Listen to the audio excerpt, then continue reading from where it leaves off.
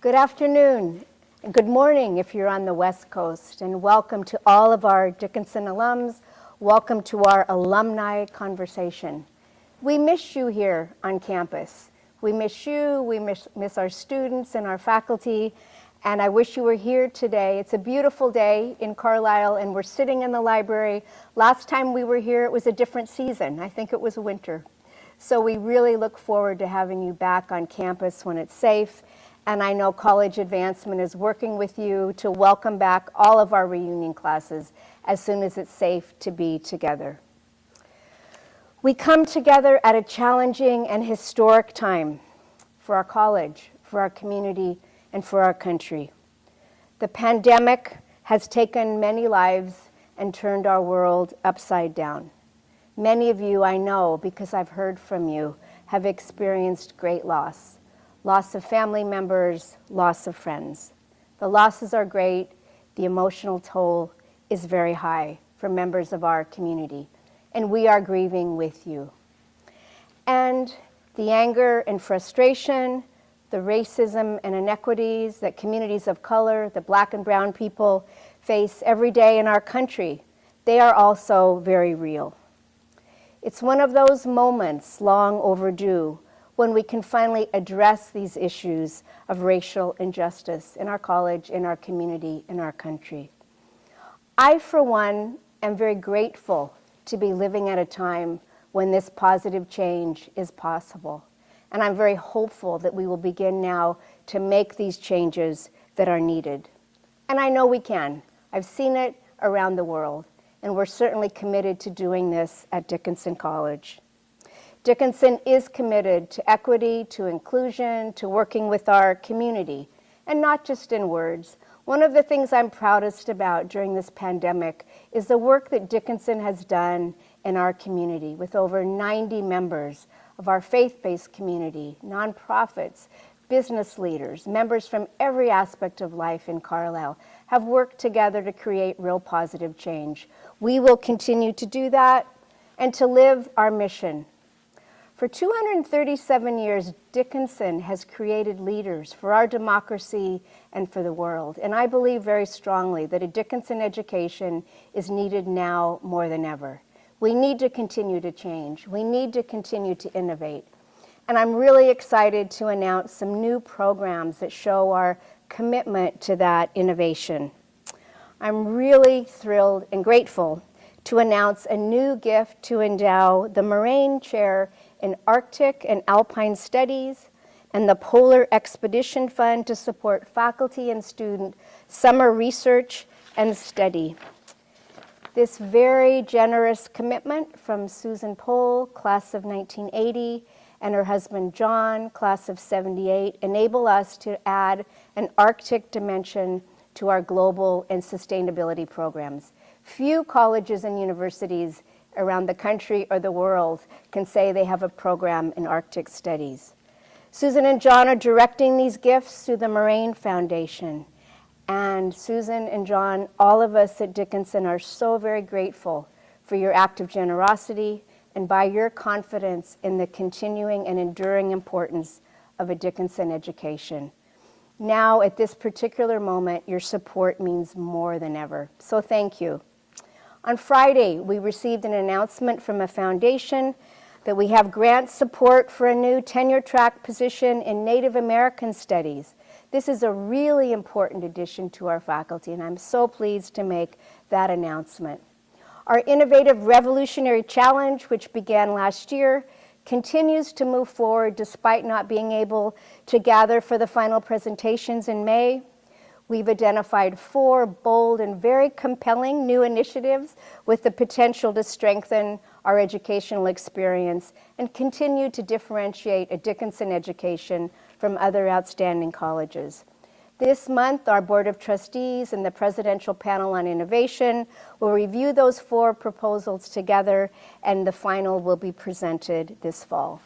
So despite all of the changes, all of the challenges, Dickinson continues to move forward and, as I said, offer the education needed so badly at this moment in time. So many questions have come in, and I'll address them as I give you the summaries for plans for the fall enrollment, and finances. Planning for the fall is extraordinarily complex, as you might imagine. I'm on a call almost every night with the 92 college presidents in Pennsylvania and other calls with presidents around the country. And what we say to each other is every day we look at 100 variables and they've changed by the next day. This has evolved so quickly and is evolving so quickly. But from the very beginning, our values, our priorities have been to ensure the health and safety of all members of our community, continue to offer the best education that Dickinson has always offered, and to make sure our finances are sustainable. Those are our values, those are our priorities. We have been planning as much as we can during these past few months, but it's important for everyone to remember that we are also guided not only by health guidance by CDC and others, but by state regulations. And it was just last Thursday that the governor announced a plan for reopening in the fall. And that plan has 4 different aspects that we're working on. First, we have to write a plan and submit it and make it available to our community that looks at how would we reopen. And that involves looking at scheduling and classes and which students we would bring back. What our plan is for testing and tracing. As you know, with this pandemic, it's been primarily a state response, and the testing and tracing is at this point too. I'm really pleased that the testing is far more accessible in our community, but tracing, it looks like we'll be taking that on not only with our college community, but with our local community. So those are not insignificant challenges, but we're certainly working on them very rapidly. The state plan also has to have a plan for quarantining, how you would handle a student who tests positive, and finally, what we would do if there's a resurgence of the virus. We have been working on this plan for the last 4 to 5 weeks, and we will continue to, and by next week, we'll have an announcement for all of you. My hope and my goal is that we can bring all of our students back, but please just be patient as we work through preparing this really important plan. I'm really grateful for all of my colleagues who've worked tirelessly the last 9 or 10 weeks to ensure the safety of our community and to do everything we can to prepare for students returning to our campus. One of you asked me, if the unthinkable happens again, do we have contingency plans for moving forward to allow remote learning for our students? Yes, as I said, that is part of the plan that we have to prepare for the state. If there is a resurgence, how would we handle it?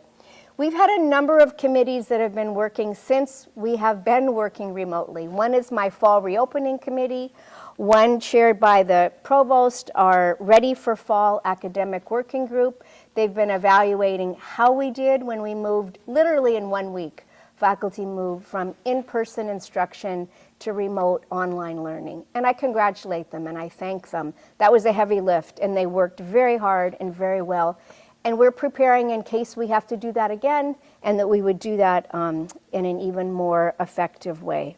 So that's where we are with the fall. We've been planning ever since we went into this period of being away from campus. And as I said, by next week, we'll have an announcement.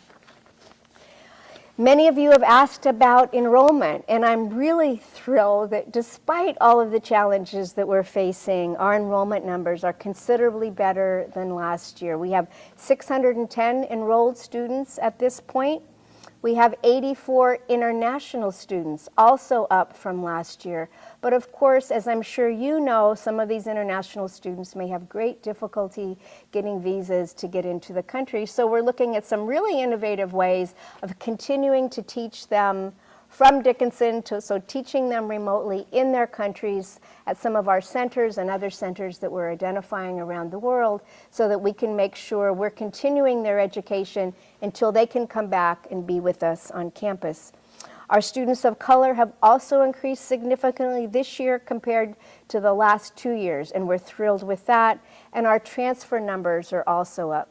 So at a time of enormous challenge, our enrollment staff, our communications staff, also within 1 week moved so quickly to make sure that their critically important work was continuing, and I thank them.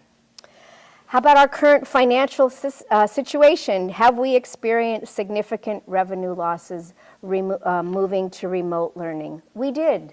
We lost revenue from room and board. We lost summer revenue from summer camps. However, we also very quickly curtailed our spending, and we will have a robust online summer school program that we're really thrilled with. It's also really important for alums to understand that we've had a long-standing practice of creating substantial reserves for times like this. And I can't thank our finance staff enough, who've also worked tirelessly. So while we've minimized our losses, we also have drawn on our reserves to get us through and to close our budget for this year. So it's very important to understand that. Are we reconsidering tuition increases for 2021 was one question. You're right, we originally announced a 3.9% tuition increase for the coming year, but we have frozen that, so tuition will remain the same as in 2019 and 2020. There's a question about our endowment. It's several questions actually, and I'll update you on our endowment.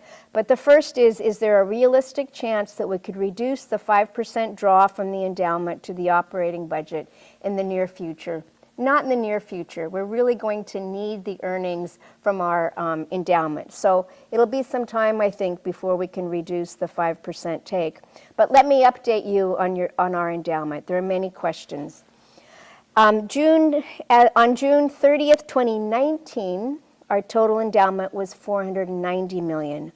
As of March 3rd, 2020, it was just under $450 million. Our portfolio did rally in April, but we're still down 2.2% for the fiscal year through April 2020. And we're hoping it will rally and improve even more in the upcoming months. On a relative basis, we are down less than most of our peer institutions. So we'll keep you posted on that. There's a question about whether we have divested, have we divested from fossil fuels? Have we done that yet? This is something we are constantly evaluating. The Board of Trustees and our investment manager investiture have been looking at this really carefully. So let me give you some updates on that. Very recently, investors sold our passive exposure in oil and gas, and we've actively increased our exposure to sustainable investments in the portfolio over the last decade. In fact, our commitments to sustainable investments have increased from $4 million to $16 million since June 2010, so in the last decade. And our total exposure to sustainable investments in the broader portfolio is approximately 19%. So we're certainly moving very rapidly in this area. You've asked how we're doing in advancement, and of course I thank our wonderful advancement team.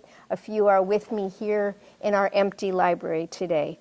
But first let me thank you. In the face of great adversity and great losses, our alumni, you have stood by us, while many of you are experiencing significant financial stress and loss. And for that, we're all extremely grateful. So total giving from reunion classes totals a little over $4 million from 904 alumni donors so far. Our total unrestricted Dickinson Fund giving is up 7% over last year at this time, showing your incredible generosity. Overall giving to the college is up 65% over last year, with $13.9 million raised so far this year.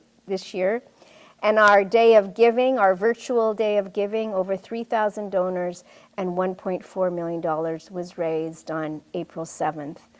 Total giving to the Emergency Response Fund from 1,219 alumni, parent donors, and faculty and staff and students, $697,300. Those funds have been so important to all of us and to our students and those vulnerable folks in our community, so I'm deeply grateful for that. My favorite question, how can you help right now? This year, now more than ever, we need to help our seniors, or actually our students who've just graduated a few weeks ago. They need our help. They need our network. They need support for internships and for jobs if you can help us, for informational interviews through Alumni Fire. If you can help us in any way, I would ask that you can always reach out to me at president@dickinson.edu or career@dickinson.edu. So a special thanks to all of you for asking that question and supporting our students at such a challenging time. One more question. One of you asked and congratulated us on the National Geographic article that focused on Dickinson recently, on students who are in our Bridge program that we started about 2.5 years ago, when we brought 4 of the young women from Northeast Nigeria, where I was based for about close to a decade. We brought 4 students who had been kidnapped by Boko Haram and were based at the Chibok school the night they were kidnapped. Those 4 young women have been with us. They've been working extremely hard to get the best education that they can. One is taking classes at Dickinson and the others are preparing themselves, and we're all so proud of their hard work and their commitment. So thank you for that question.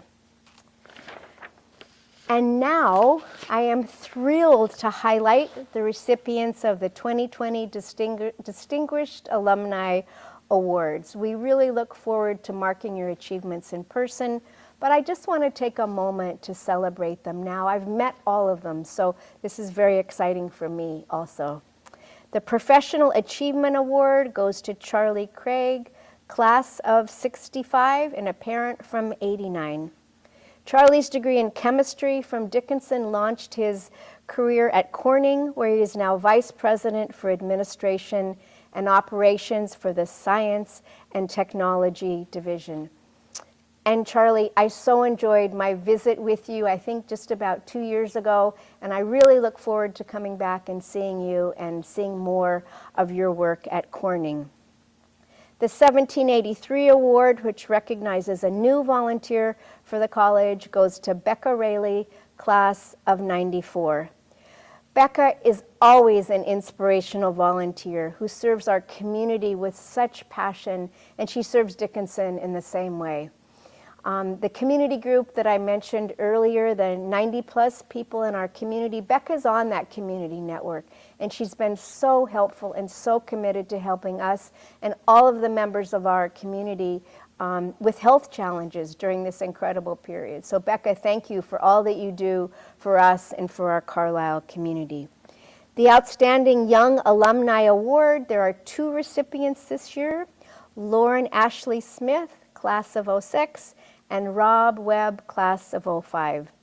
Lauren holds the role as the second Black woman to serve as head writer for a late-night comedy show and the first to be head writer for a sketch comedy show, HBO's A Black Lady Sketch Show, which she co-produces. Lauren, we couldn't be prouder of you. Thank you for all that you're doing. Rob is a physics and astronomy teacher here in Pennsylvania, where he has excelled as a community partner and educator and has received grants to renovate a 40-year-old planetarium. That state-of-the-art planetarium now teaches crucial STEM skills to his students and serves as a very valuable resource for community programs. Rob, thank you for the great work that you're doing.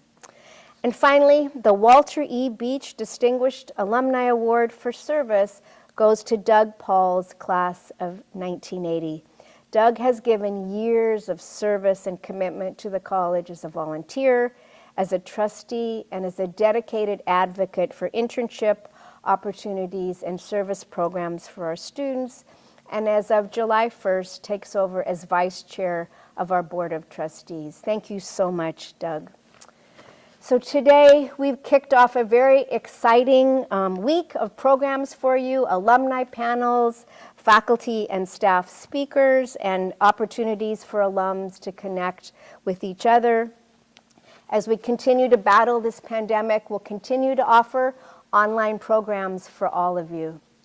So let me just thank you once again for your generosity, your commitment, your dedication to Dickinson at this challenging moment, And once again, I am so proud to be leading an institution committed to the future and committed to making sure that our students get the education needed at this historic moment in time. Thanks to all of you.